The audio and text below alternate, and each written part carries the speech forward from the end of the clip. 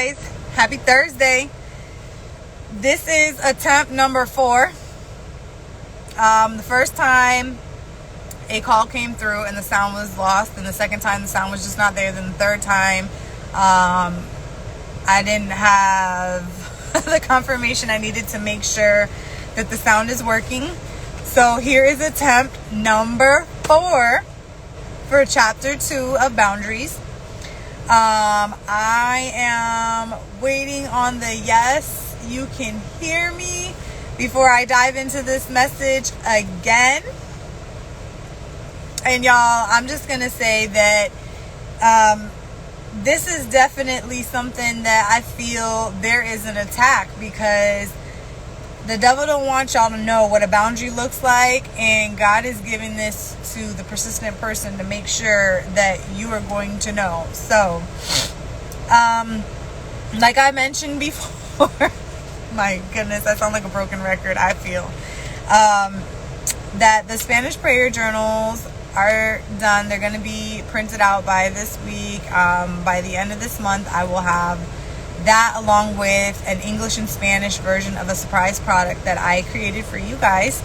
And yeah, I'm gonna have some other merchandise for you guys and some other things that have been placed on me or my spirit to just have on my shop. So look forward to those, y'all. Just as a little disclaimer, I am sitting in some really pretty neighborhood and I don't know if the person is there just watching me, but oh well. So anyway, we're going to go over chapter 2, and this is talking about what does a boundary look like. And it starts off with the story about a therapist sitting down with 2 of his clients who are husband and wife, or mom and dad, and they're basically complaining about their son and how their son just won't do certain things, that their son, they give him everything, and yet he still doesn't want to work. He doesn't want to clean, cook, whatever it is. Like, he just is lazy. So as they're going on and on complaining about their son, or, venting, I hate to say the word complain, but they're venting about what their son doesn't do, the therapist comes back and says, well, I see the problem here. Your son is not the one with the problem. You guys are the one with the problem. And the parents were confused, like, how is it that we're the one with the problem? Like, this is what he's not doing, and this is what we have been doing to help him. And they didn't understand. So he basically was telling them that you guys are enabling your son's behavior, because you're not making him work. You're not making him do the things that he needs to be doing. You're literally just laying it out for him, and if he feels like it, then he does it. You're not giving him the actual choice that this is what you got to do. It's more so just if you feel like it. That's how he's taking it. So I know people that have enabled their children, and when you enable your kids, like, you don't realize that you create a monster. And I know monster sounds like a harsh word, but you do, because this child or this person ends up growing up thinking that they could do whatever they want, and the same things that you okayed, they think that other people are going to accept, when, there's a fine line between what they're doing. So the authors went on to give an example through the counselor to the parents with invisible property lines and responsibility. So basically, you can think of a house. You have a house, you put up a nice fence, you can see the property lines, that everything within the fence is what needs to be taken care of. I'm going to maintain. Anything outside is it's beyond my control. So it's the same thing with us. Whatever it is that we have a boundary on, we have to focus on the inside, and that is within our boundary. That's what we need to do. Or sorry, not do, but that's what we need to focus on. Anything outside, it's not us. So on page 32, he talked about to and from. And it's really good, because a lot of times those words, we interchange them and we think that they have the same meaning, but they don't. To is one thing, for is another. So they go on here to say, We are responsible to others and for ourselves. Carry each other's burdens, says Galatians chapter 6, verse 2. And in this way, you will fulfill the law of Christ. This verse shows our responsibility to one another. Many times, others have burdens that are too big to bear. They do not have enough strength, resources, or knowledge to carry the load, and they need help. Denying ourselves to do for others what they cannot do for themselves is showing the sacrificial love of Christ. This is what Christ did for us. He did what we could not do for ourselves. He saved us. This is being responsible too. On the other hand, Galatians chapter 6, verse 5 says that each one should carry their own load. Everyone has responsibilities that only he or she can carry. These things are our own particular load that we need to take daily responsibility for and work out. No one can do certain things for us. We have to take ownership of certain aspects of our lives that are our own load. So then they go on to talk about the Greek words for burden and load. I'm not going to go into that, but it further explains to and from. So basically, something that someone cannot do for themselves, we have a responsible to them. But then we also have the responsible to do things for ourselves. Then they talked about having the good in and pushing the bad out. So a lot of times when people are in an abusive relationship, whether it's physical, mental, or emotional, we like to, and I'm saying we just because I've been there before, we will keep the good out and hold the bad in because we feel like we have a responsibility to take care of the bad, to fix the bad, and not allow the grace to allow good in and filter that bad out. So what this is going on, and they give the example through Proverbs chapter 4, verse 23. And sorry, I did not look it up, but Proverbs chapter 4, verse 23, I'm going to encourage you to look it up. It just says here that basically guarding our heart with due diligence is the example. But we have to start allowing ourselves the ability to know when to let bad out and to allow good in, and really focus on making sure that, this one, I'm glad I saw this. It talks about here, boundaries help us keep the good in and the bad out. They guard our treasures. That's from Matthew chapter 6, verses 19 and 20, so that people will not steal them. They keep the pearls inside and the pigs outside. So that saying about don't cast your pearls on swine, keep what is not meant for you that's bad out and keep your pearls in. Then it went on to talk about God and boundaries, and I love this because God defines boundaries so perfectly because he is set up on that. It says here, the concept of boundaries comes from the very nature of God. God defines himself as a distinct, separate being, and he is responsible for himself. He defines and takes responsibility for his personality by telling us what he thinks, feels, plans, allows, will not allow, likes, and dislikes. And a lot of times, some of the things that he does not like, a lot of us don't want to hear it because we're so used to culture telling us that we can do whatever we want. And no, we cannot. If you're a follower of Christ, you cannot always do whatever it is you want. There's boundaries. Okay? So it says he also defines himself as separate from his creation and from us. He differentiates himself from others. He tells us who he is and who he is not. For example, he says that he is love and that he is not darkness. And that's found in 1 John chapter 4, verses 16. And then it also says 1 John chapter 1, verse 6. So God sets the tone for the boundaries. They gave some detailed examples of boundaries. And I think it's so great because oftentimes we are very limited to this is the kind of boundary that I know and this is what I'm going to stick with. And we don't really think outside the box. So an example is skin. Skin, you can see it. That's a boundary for our internal organs, for what's on the inside of us, what really makes us work. And the example that they talked about here, and I love this because I can relate to it, as I'm sure those of you who have been pregnant can relate to it too. And it says here, I'm going to give my example in a second. But it says the most basic boundary that defines you is your physical skin. People often use this boundary as a metaphor for saying, for saying that their personal boundaries are being violated. He really gets under my skin. So I'm just going to go down memory lane real quick. My first pregnancy, I didn't like a lot of people, but mainly 2 people in general that I just did not want to be around them. I didn't want to see them, hear their names, smell them, know that they were breathing behind me. None of that.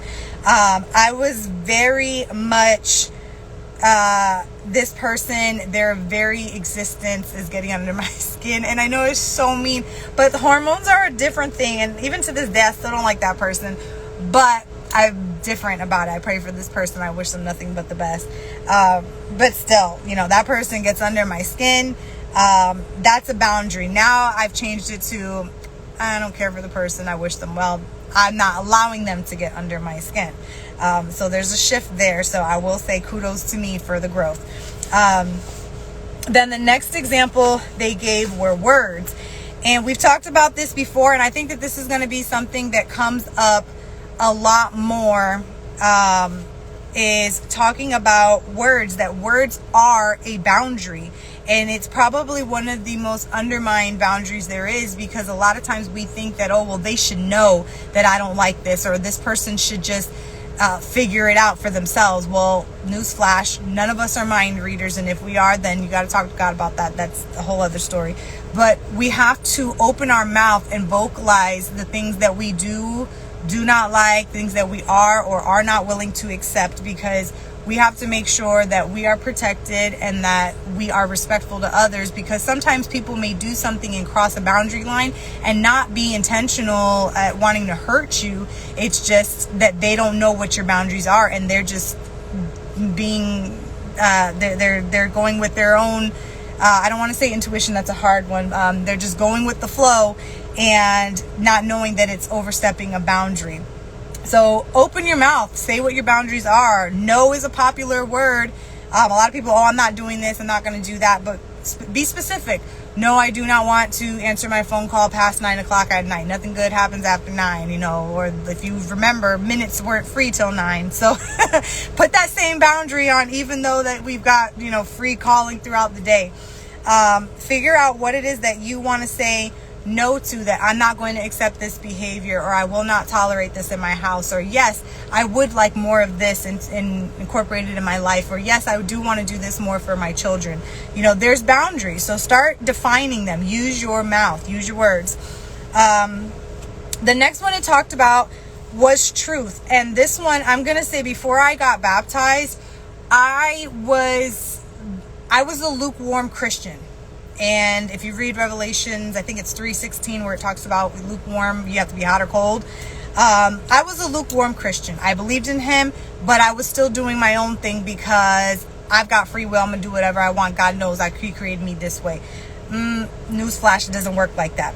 But it says here, knowing the truth about God and his property puts limits on you and shows you his boundaries. Before I went and got baptized, I was learning more about, okay, what is it that God says?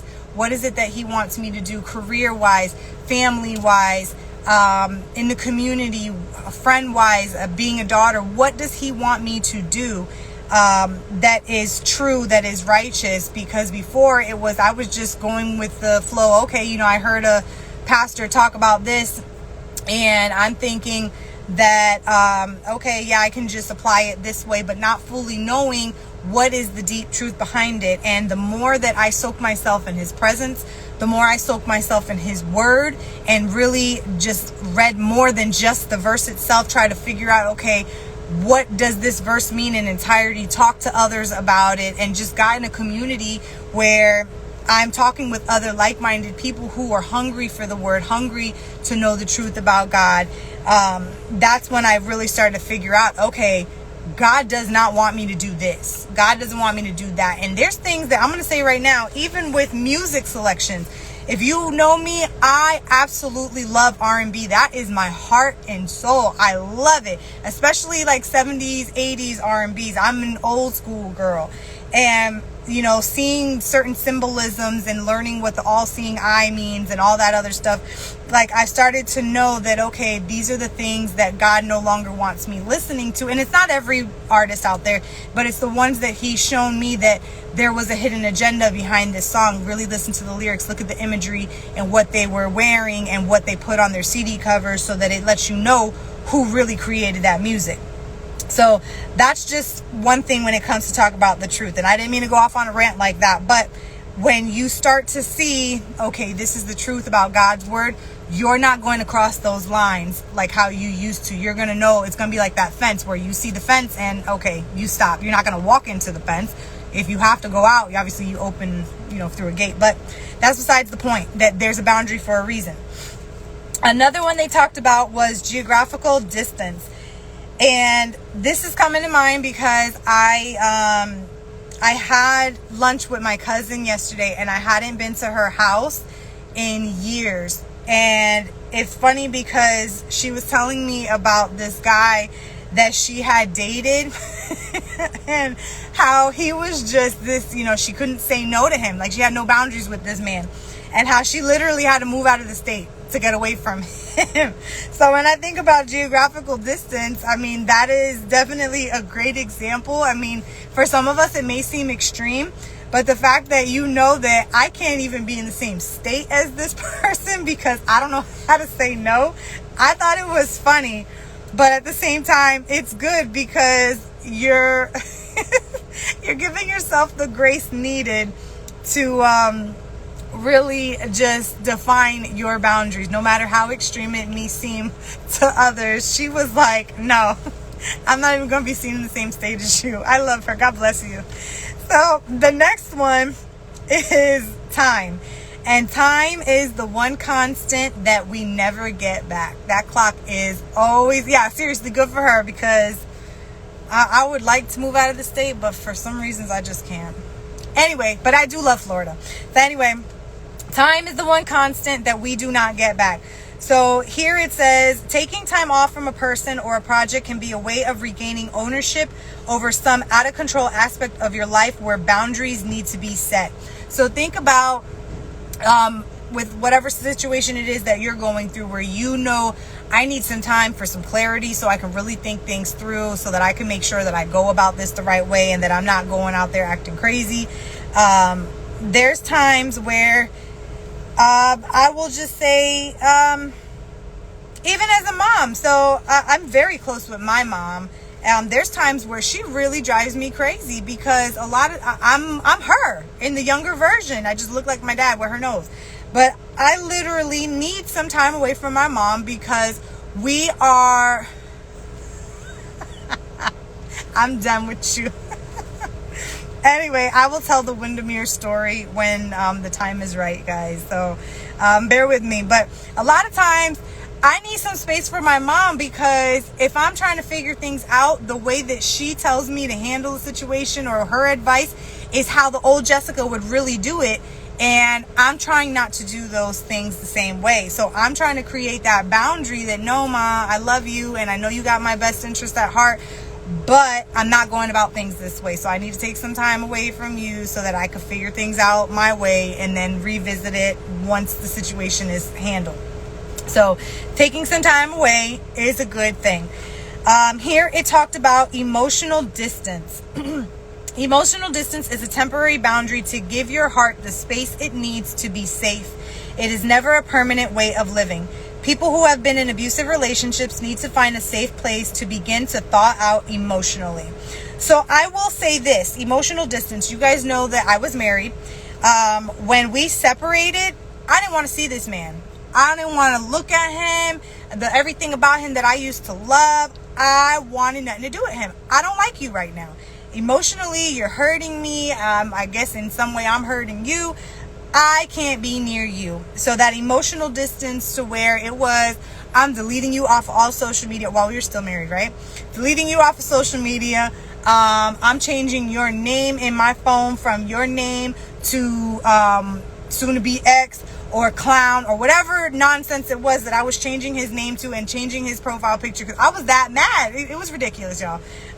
But the emotional distance, I had to get myself away from him because I was just hurt. I needed time to heal. I needed to go to therapy. I needed to pray more. I needed to get in a community where people were going to uplift me and not help me just soak in my sorrow.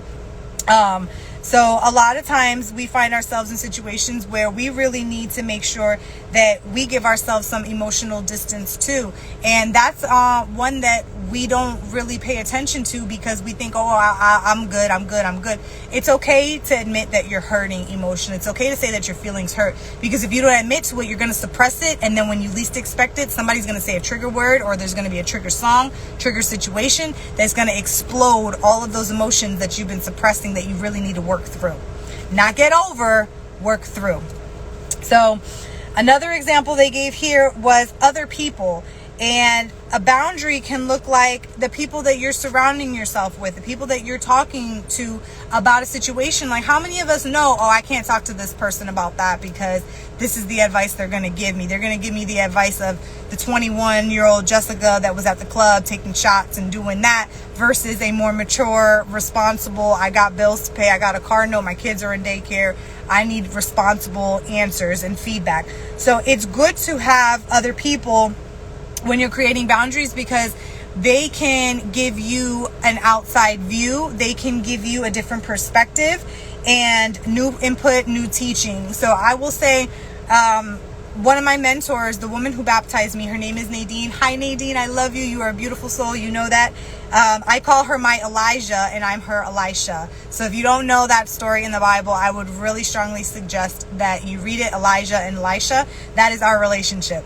And she has taught me so much. And there's times where I'm just like, I don't know how I should talk about this or pray about that. And she gives me insight. And a lot of her responses are always, you need to pray about it, or the Lord is showing me this, or I've been through this, or I know someone that went through that.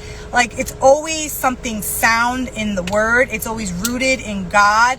And I'm not saying that she is God, so don't take it that way, but it's just the fact that her foundation is the source. It's solid, it's firm, it's dependable. And when she speaks, she's going to speak truth, love. And even if it's tough love, she's going to give it to me the way that it needs to be said so that I could deal with the situation appropriately. And those are the kind of people we really need in our lives.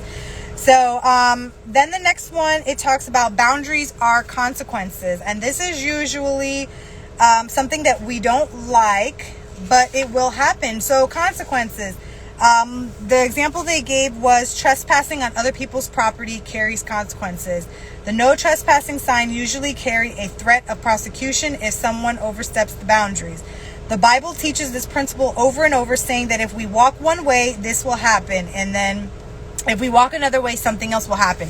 And that's pretty much the book of Proverbs. The book of Proverbs, it's it pretty much talks about good thing, the bad thing, the good thing, the bad thing. If you don't do this, this is what's going to happen. And it's so true. Think about it. Like for instance, with my kids, best example I can give. Oh my goodness. Like, I love my kids, and I am a believer in do not spare the rod. Like, my kids are going to get spanked, not abused, but spanked. And I tell them, get down from there, you're going to get hurt. Or if you do this again, I'm going to spank you. What happens, there's a consequence to your action. And I can't tell you, my kids, I love my kids, but 2 toddler boys that are fearless, they don't listen. They love jumping off of the couch. They love jumping off of the table. They're very adventurous. They're your typical little boys. And I can't say how many times, Axel, you're going to do that. You're going to fall backwards. Boom, he falls backwards. Now he's crying. I told you that was going to happen. It hurts, right? Don't do it again. Guess what he's doing 5 minutes later? Not even 5 minutes, like 2 minutes later. But it's literally the same thing. So this one, well, I'm just going to leave it there because this section basically, I don't want to say it was a trigger for me, but I can heavily relate to what is discussed in this section here where it talks about consequences. So if you haven't read it yet, read it. Then it basically goes on to talk about what's within my boundaries. And it gave the story, or not it, the authors gave the story about the Good Samaritan being a model of correct behavior. And if you don't know the story about the Good Samaritan, he was going from, I know he was going to Jericho. Where was it? Jerusalem. Wow, of all places. He was traveling from Jerusalem to Jericho. And on the way there was a man who was beaten and robbed and basically left for dead. A priest walked by him, and there was someone else that walked by him. Who was it? A Levite? It doesn't matter. It was another person that walked. Two people walked by this man. They saw him. He was hurt, definitely needed help. They didn't help him. But the Good Samaritan basically bandaged him up, took him to an inn, paid for it, and said, if there's anything extra that you need, I will pay for it when I return. And the example for that they said was, you have to know what's within your boundaries, because you see, okay, this person needs help. I'm going to help them to what I can help, but I still need to do what I have to do. And the example that they gave, like, what if it would have went this way, where the man that was beaten would have said, oh, you're going to leave me, you have to stay with me, I need company, I need to talk to someone, I'm hurting. The man was on the way, what if he was on the way to buy a camel that he needed for his business, and now that, he missed his appointment, he's not going to get the camel he needs for his business. Like, we have to know that, yes, we can do the right thing to help others, but there are boundaries, because we still have to make sure we take care of the things we have. We're not responsible to play superhero for everybody. We do what we're supposed to do the Jesus thing, but also still know when we need to step back and, okay, I've done my part, I will help as best I can, but I have to go now. So that's the example there. It talked about feelings, and how there's an example of how our feelings play an enormous role in our motivation and behavior. How many times have you seen people do ungodly things to one another because of hurt feelings? I'm going to reserve certain things for another talk, but a lot of times when you're hurting, you're going to say things that you may actually mean, but not to the extent that you're saying it. It's just one of those, oh, you hit me below the belt, now I'm going to hit you below the belt twice. The whole eye for an eye. I'm going to make sure you feel what I feel because you hurt my feelings. We have to learn to get past that. We have to learn that, okay, it's not that I can't hurt because of what you said or what you did to me, because my feelings do matter. But I have to know that, what? You did this, and I'm not going to allow you to get the best of me. I'm just going to draw up my fence and know that, yep, you did that. I'm going to wish you well and be done with it. And I know it's easier said than done, but with prayer and, really filling yourself with His truth, you will learn that it gets easier over time. It also talks about attitudes and beliefs. The boundaries that we are able to set up because of our attitudes and beliefs. Just think about it. I mean, attitudes have to do with your own orientation towards something, the stance you take towards others, God's life, work, and relationships. Beliefs are anything that you accept as true. Often we do not see an attitude or belief as the source of discomfort in our life. We blame other people, as did our first parents, Adam and Eve. We need to own our attitudes and convictions because they fall within the property line. We are the ones who feel their effect and the only ones who can change them. This part here was good too, so I'm just going to say this last bit. The rough thing about attitudes is that we learn them very early in life. How many people, I'm going to say this right now. A lot of my attitude stemmed from seeing what my surroundings were, who I'm related to, how my mom spoke, or not just my mom, but, relatives who we had in our circle, in our home. They play a big part in the map of who we are and how we operate. How many times where you guys see someone, you're like, oh my God, they act just like their sister, they act just like their brother, because it's who you're around. Anyway, so it says here, people who have never questioned their attitudes and beliefs can fall prey to the dynamic that Jesus referred to when he described people holding on to human traditions instead of the commands of God. So I'm just going to leave that there for you guys. Then they talked about, how much more? Okay. They talked about behaviors and choices. So we all know that you will reap what you sow. How you behave, whether the comeback or karma, as people would say, is tomorrow or 5 years from now, 7 years from now, 20 years from now, you're going to reap what you sow. So watch how you behave. Choices. We need to take responsibility for our choices. A lot of times people don't want to do that. This leads to the fruit of self-control. Self-control is something that a lot of us need to practice, because self-control, you're showing that, okay, well, the best example, because I was going to think of another one that was about to put somebody on blast, and I'm not going to do that. But self-control, I want to have another piece of cake. Even though I know that I'm on a diet, even though that I know I'm diabetic, even though that I know that I've got a history of gout, or I got a history of whatever, I'm going to eat something else that I know I'm not supposed to eat. Where's your self-control? Where's your self-control? Work on it. So, let's see.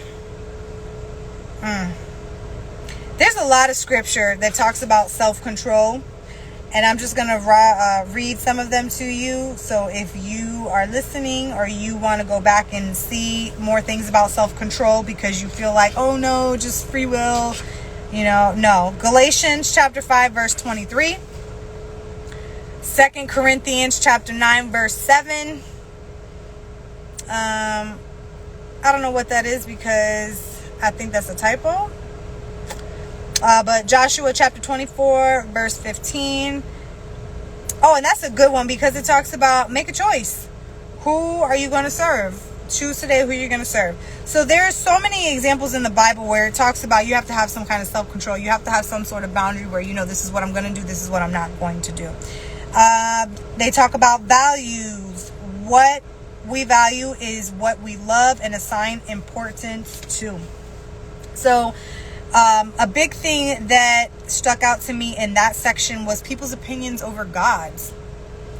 Why do we think that we need more opinion from his creation than from the Creator himself? If the Creator told us one time, this is what I think of you, this is what I know of you, this is what you're going to do, why do we need verification from his creations? They don't know that what he knows, because they're not all knowing. He's the source. They are a resource.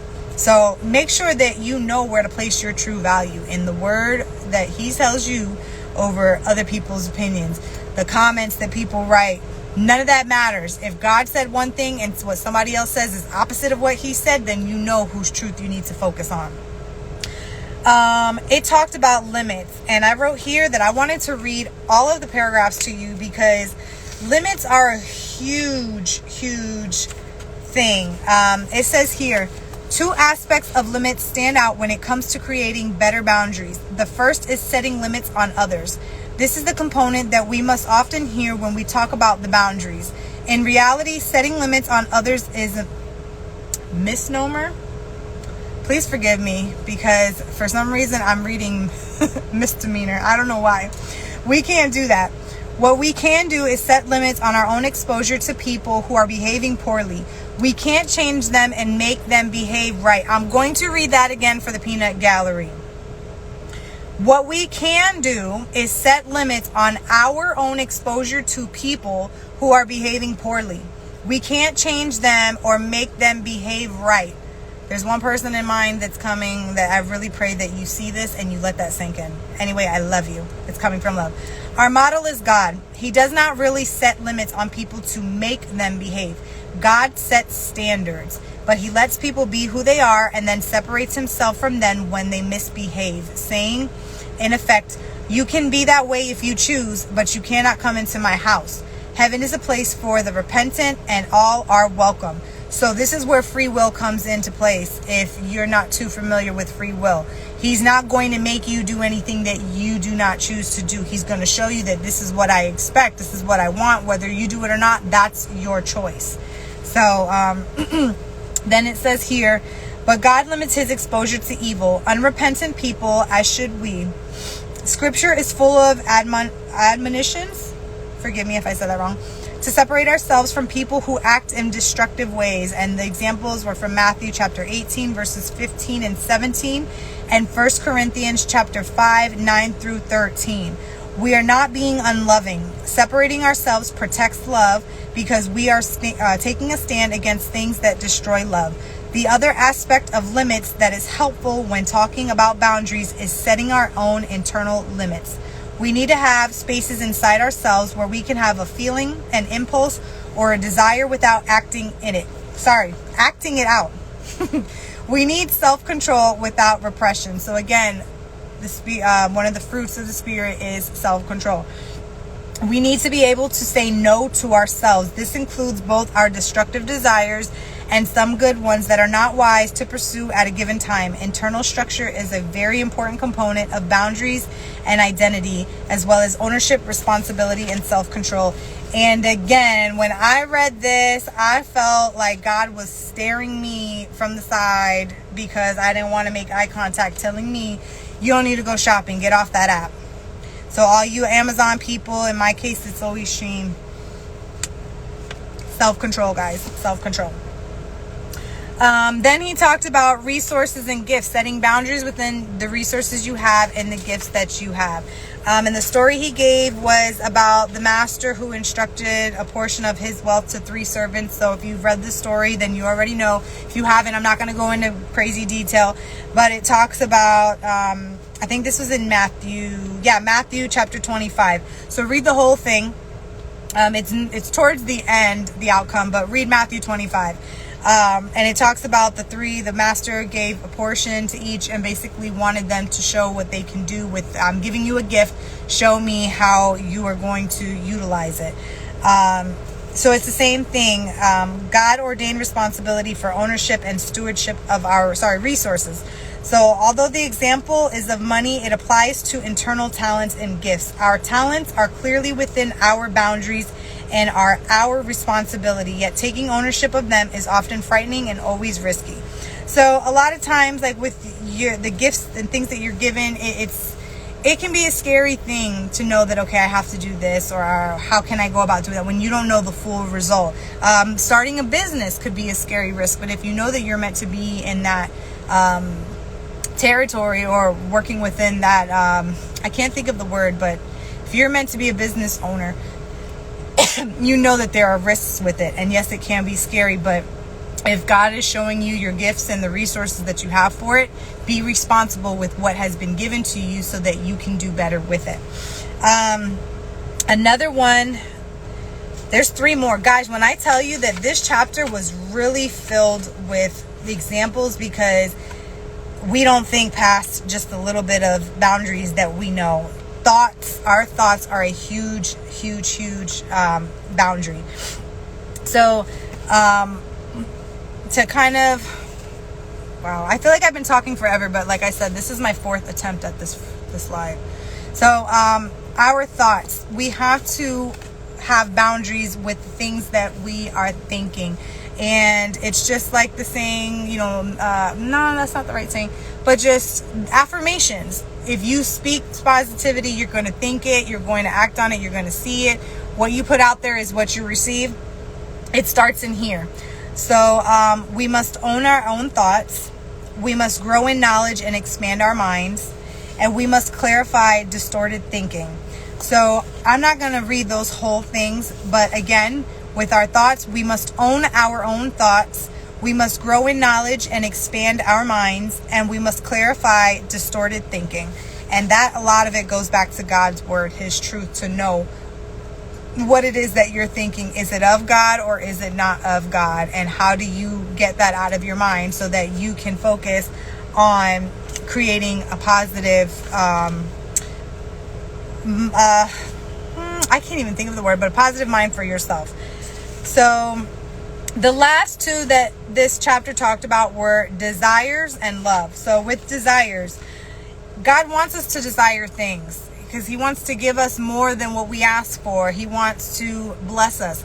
But we have to know that there are boundaries within our desires. Are our desires something that are healthy, something that will glorify him, or are they lustful items? And a lot of times when we're desiring something, it's something in the lust realm, and lust is not always sexual. Lust can literally be, I'm lusting because I want to have this purse and this wallet, and I want these shoes, or whatever it is. It can be anything. But basically he talks about that with our desires, do we have proper boundaries around them to know that they are right motives, or are they just lust motives? And the scripture that they gave here, there was a couple of good scriptures, but the one that popped out the most was James chapter 4 verses 2 through 3. And it says, you desire but do not have, so you kill. You covet but you cannot get what you want, so you quarrel and fight. You do not have because you do not ask God. When you ask, you do not receive, because you ask with wrong motives, that you may spend what you get on your pleasures. So there has to be boundaries within the things that you want or that you desire. And then the last one is love. So love, it says here, love is the greatest gift. And when you think about it, the power of love is so strong. This is going to be so sad, but it's the thing that's popping up. Lord, do you want me to talk about it? It was a horrible story, but love is so powerful. So I watched this story, and basically some lunatic broke into a home. He murdered the mother, her boyfriend, and the oldest son, and took captive the two youngest children. And the oldest son was 13, and this man's so disgusting, he hurt them with a hammer, is how he decided to do that. And the 13-year-old was able to pick up enough strength to go, and he went outside to try and leave, and the guy went after him. And even after he left, the kid should have been completely gone, but the kid was able to muster enough strength to get back inside the house to go and lay with his mom in his final moments.